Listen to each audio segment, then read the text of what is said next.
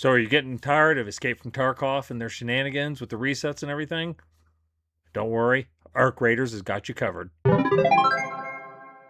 Hello everyone and welcome back to the channel. As always, I am Jonathan, your host here at QuickBird Gaming, and I appreciate you tuning in for another weekly news wrap-up where we talk about all the gaming news of the past week and just what's going on out there in the gaming world. This week's episode is going to cover from October 26th all the way up to 1 November, and we do have some things to talk about. As always, if you're interested in a particular story, please refer down to the description box below where all of the stories are time-stamped and you can jump to one that interests you. We have some news on the Pokemon Power World lawsuit and how that's going, the release of the Battlefield 6 Battle Royale and the somewhat negative reception it's gotten so far, and Amazon gutting their games division and the effect that'll have on some games that are already out and those coming up. But before we get to any of that, we got to talk about Arc Raiders. So Arc Raiders was released on the 30th of October on Thursday, and it's already just become, an undeniable hit. You can start with this article from IGN, which was from Friday the 31st, and it says it's one of the biggest extraction shooters ever on Steam. Concurrent player count peaked at over 260,000, which is out of date now as of Saturday evening, and I refreshed this. It's now showing a concurrent peak of 328,000. Still has over a quarter of a million playing as of this evening, so it's doing quite well. It's taken right off. And this article goes ahead to point that Embark Studios says that they weren't worried about this game coming out between Battlefield 6 and Call of Duty 7, and not Black Ops 7. And not only that, Escape from Tarkov is releasing on Steam in a few weeks. So they really sandwiched themselves in here between a couple of other big multiplayer shooter type games. And this article also references another key competitor could be Marathon. Nobody's worried about Marathon.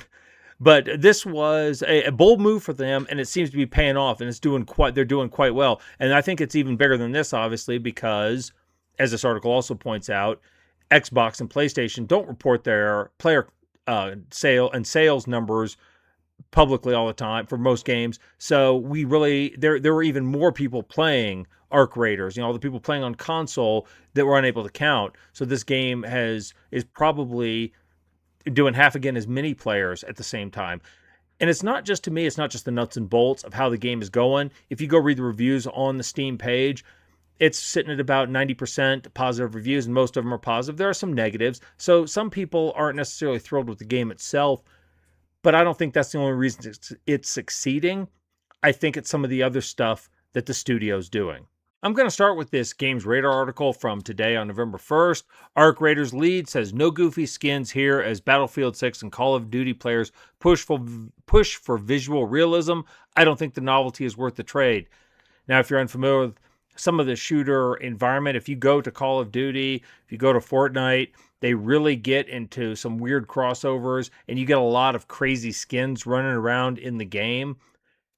And that's okay. That's their aesthetic, but a lot of people were sick of it. And the article notes that as part of Battlefield 6 numerous dunks on Call of Duty this year, one of the most notable was the developers stating it's really important that our cosmetics feel grounded, a sentiment that contrasts with Call of Duty's increasingly outlandish content, which has featured collaborations with Nicki Minaj and Beavis and Butthead. And while the grounded skins introduced in Battlefield Season 1 weren't enough for some Battlefield fans, it's a sentiment that's an easy win these days where nearly everything seems to have some sort of crossover. And the lead developer further down the article just says that's not what we want to do. We want to keep ours grounded with our aesthetic. And it's interesting because I read the comment on this one comment on this article, and they made the comment that the aesthetics are already goofy looking. And I thought to myself, that's fine, but this is what Arc Raiders is, and that's, if they're consistent with that aesthetic, who cares if it's goofy looking? I think they're just looking for consistency. Next, I'm going to flip over to this Dual Shockers article, which was published on Wednesday, October 29th. Arc Raiders install size reminds us that you can still be compact in 2025. And then here is the alert and the tweet in this, and it says, look at the Arc Raiders game size. 16 gigabytes on PlayStation, 30 on Xbox, 32 on PC. We're in an era where games are increasingly taking 75, 100, 150 gigabytes of hard drive space.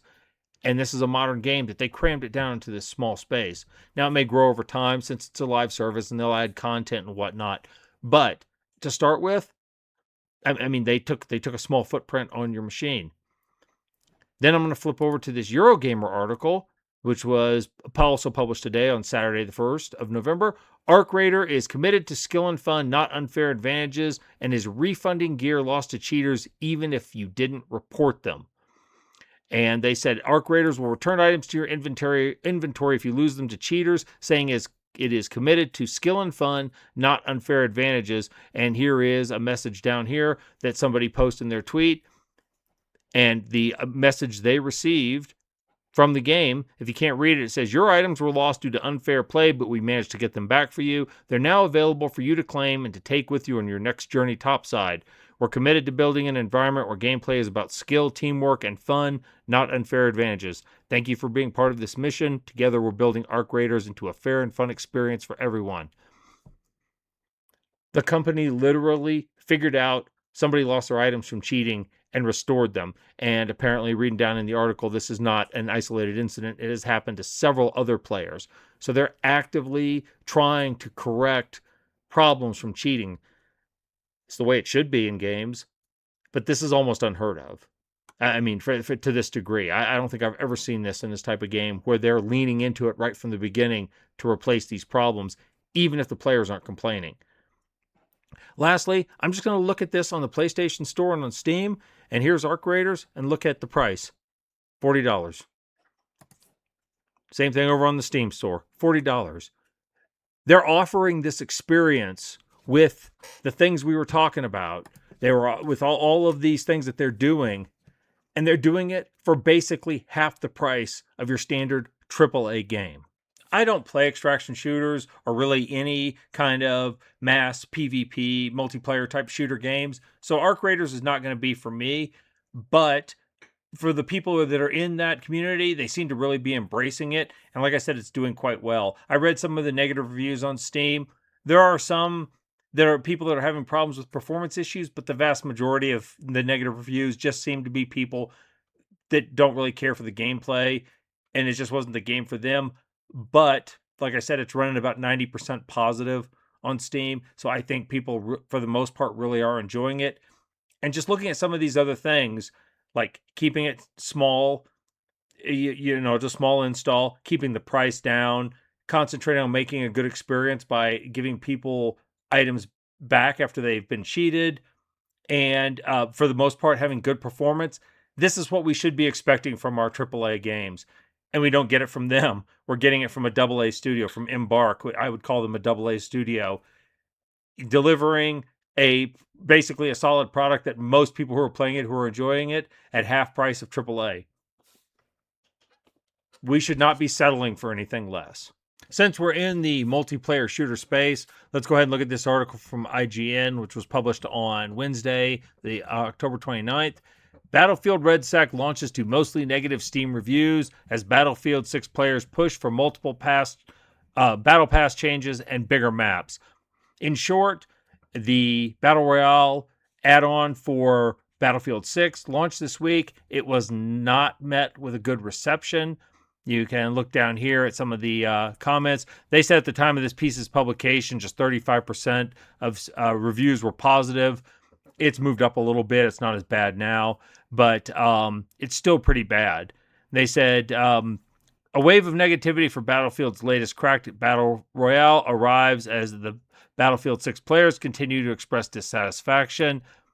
Although the Battlefield 6 and REDSEC exist as separate multiplayer offerings, both EA and Battlefield Studio games share unlocks tied to many challenges, cosmetic, and Battle Pass unlocks. And now this is morphed into a problem where Battlefield 6 players are complaining of weekly challenges that require them to play the Battle Royale. I wouldn't hate it so much if I wasn't forced to play it for challenges in the main game. Oh, but you can just re-roll the challenges, another negative review says. Yeah, and 3 of them are still for the Battle Royale because they're pushing it so hard on people that would not even touch it once. And then it comes down here and it talks about how people have asked for larger maps as far back as the August beta test. At least a few of the negative Steam reviews praise REDSEC's exclusive Battle Royale map, with their frustrations mostly summed up with one question: why does the free-to-play game get the map sizes premium players are asking for? And we can skip over to the Steam page and look at Battlefield REDSEC.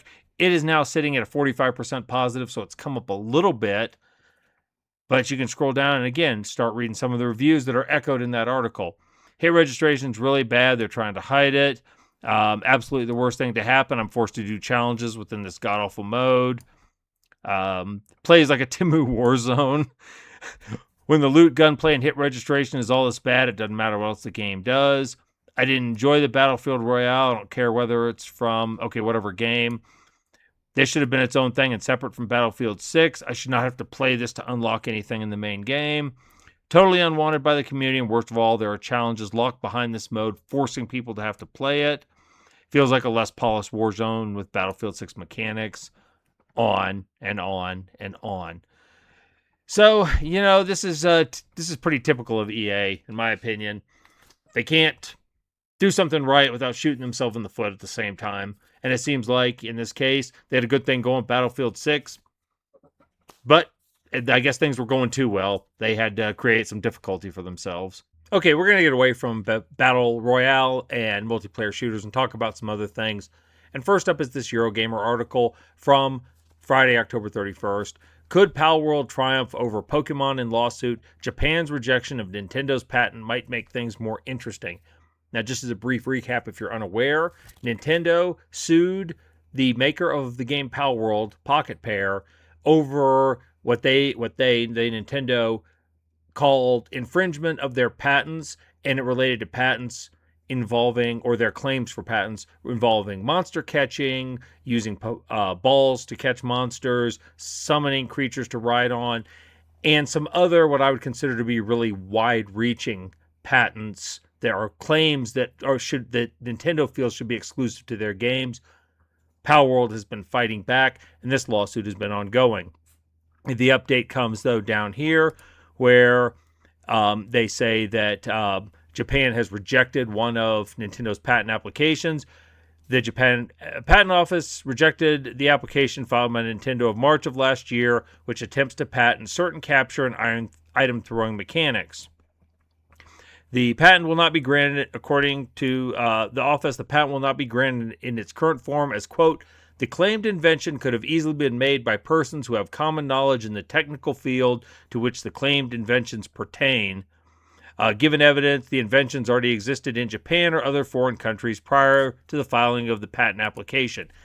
In plain English, what they're saying is that any game developer with a half a brain could have come up with this concept because it was already widespread in games in Japan and other countries before the patent was applied. You can't retroactively patent something, is basically what Japan is telling Nintendo in this case. Does this mean this lawsuit is over? Not by a long shot. That is, in my cynical opinion, lawsuits are won in these cases by the people willing to expend the most money. Rarely are they won on the merits. But we'll see what happens from here. I think this works in Pocketpair's favor and not for Nintendo. However, again, it's not over. I think it goes without saying that me personally, I am 100% on Pocketpair's side. I do not like Nintendo's litigious practices. I don't like how they, in my opinion, try to kind of rapaciously consume ideas and concepts and hoard them for themselves and claim they belong to them. I find that to be very anti to the spirit of game making and game creation. I understand they're a corporation, but this is why we have things like the court system to tell them to back off, that they can't do these things. I'm hoping Pocketpair prevails in this case and that they're allowed to continue to keep running Palworld, because feasibly, if this goes really bad against them, they could be forced to shut the game down. And it's already sold tens of millions of copies that people are really enjoying playing. So that would actually be a shame. But I guess we will see what happens. This is just another step in a very long journey. Next, we'll take a look at Amazon gutting their gaming division. And boy, this doesn't look good. Earlier this week, it was said that Amazon was cutting thousands of jobs. I think I saw in the neighborhood of 14,000 jobs were being cutted. cut, including cutting a ton of jobs from their gaming division. And this article from Eurogamer, which was published on Wednesday, the 29th of October, shows one of the first victims. It says Amazon isn't closing MMO New World right away, but it won't guarantee the life of the game past 2026. And here, as it comes down in the article, you read here from the New World website, are you sunsetting the game? No, not at this time. While New World will not be receiving new content updates, servers will be live through 2026. How long will we be able to play? We will provide a minimum of 6 months notice before making any changes that impact your ability to play. If I read between the lines, it tells me they're going to announce the game servers going offline sometime next year towards the end of 2026. Basically, that would make those two statements line up factually, and that's what I see happening. And I expect this is going to really upset a lot of people. Anybody who puts a lot of time and effort into an MMO, when it shuts down, you feel the loss. At the same time, as that's going on with New World, you have reports about another MMO that's being stopped before it even gets off the ground. And this comes from Dual Shockers, which was published on Thursday the 30th. Amazon layoffs killed the Lord of the Rings MMO, and this is before it even got started. From what I understand, this Lord of the Rings MMO was supposed to take place in, I want to say it was in the Second Age, before the events of the Lord of the Rings books and movies. The current Lord of the Rings Online, which is, I believe, now being run by Standing Stone Studios or Standing Stone Games, that game was taking place during the time of the books and movies and then afterward. And I want to say that this one was supposed to take place in a different era.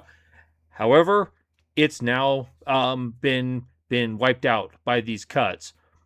So an old MMO may be dying, and a new one is throttled in its infancy. It's a rough time to be an MMO player, it seems. Even rougher time to be employed at Amazon. Well, since we're talking about MMOs, I got this article from Game Rant, which was published yesterday on Friday, October 31st. I hope to Christ this is just a rumor, but it says Hogwarts Legacy could be an MMORPG according to job listings. And it says new listings for Avalanche Software may hint at it making a major shift from a single-player, story-driven experience to an MMORPG with a live service model.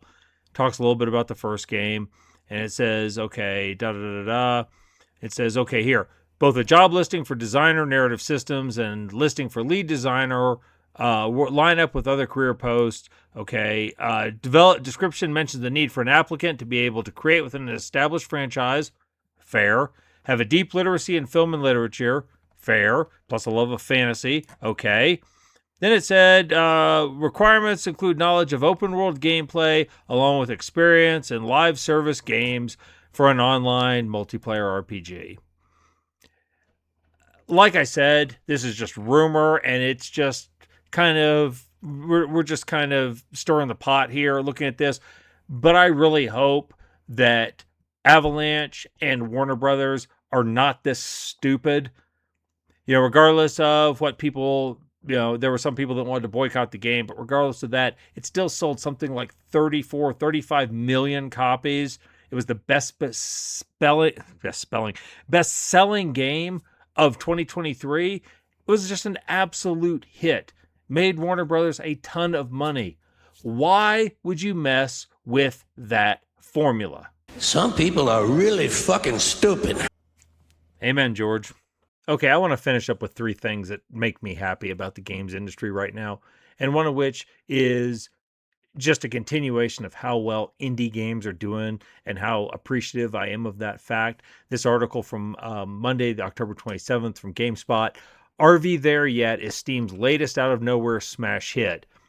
They say it's been a very good year for indie titles on Steam, for citing Hollow Knight, Silksong, Escape from Duckov, and so on. Now another indie game, Are We There Yet, has raced past 1.3 million sales in a single week. Basically, it's another co-op game, kind of like Peak, where 4 players can join up to get behind the wheel of an RV home, attempting a very perilous side route, and the players have to work together to get through there. Here we go again with another indie game that's killing it. And over here on the Steam database, you can see, had 100,000 players, their all-time peak, still clocking in at half of that, 50 to 1,000 players on the daily. That's really remarkable. And you go over here and look at the Steam page. What does it sell for? $8. $8. And it's a runaway hit from a small indie studio. It's clocking in about 86% positive review score. And then you look at it, looking at the kind of the preview that's rolling here on the Steam page. You see, low graphics, nothing exciting. But it's giving players something they want, a gameplay loop they can sink their teeth into. And I'm here for it. I'm really loving it. I'm playing several indie games right now, and I'm still playing Balatro. I'm playing Clair Obscur, which is more of a AA studio. I get that. But you don't have to go AAA to find games that are doing well. And the more I see these indie games excelling, the happier it makes me, and the more hopeful I am for the state of the games industry in the future. So, RV there yet? Another indie hit. Chalk it up. Next, we have this weird story from Games Radar from Friday, October 31st. Truly accidental marketing at its finest. Indie Dungeon RPG, mistranslated as Shitty Dungeon, actually got a huge boost from Japanese Steam users sharing the joke. An Italian indie game on Steam called The Crazy Hyper Dungeon Chronicles, which accidentally ended up being localized to Shitty Dungeon in Japan, actually received a ton of wish lists off the back of it. Back in August, the 2D dungeon crawling roguelite adjacent RPG, The Crazy Hyper Dungeon Chronicles, got a Japanese Steam page, quickly picked up on by players who noted the translation work wasn't exactly accurate. It was ended up as Kuso Dungeon, which translates to Shitty Dungeon, or at best, the slightly less mean Crap Dungeon. Which is just funny. This is not what you can ever expect to happen. But you know what? It got people's attention. You take advantage of these happy accidents when they happen. I flip over and look on the Steam page. It has an 80% positive so far. So, sometimes the blessings come wrapped up in really weird packaging. Okay, I'm going to finish up tonight with this article from Insider Gaming from Thursday, October the 30th. Half-Life 3 trailer rumored to be in production. A new rumor states that Valve may have begun work on Half-Life 3 trailer. And it says Valve has been very silent about it. The latest update regarding Valve's work on Half-Life 3's trailer comes from Tyler McVicker's latest HLX Files episode on YouTube. McVicker says the current rumor is going around that the work on the trailer is occurring.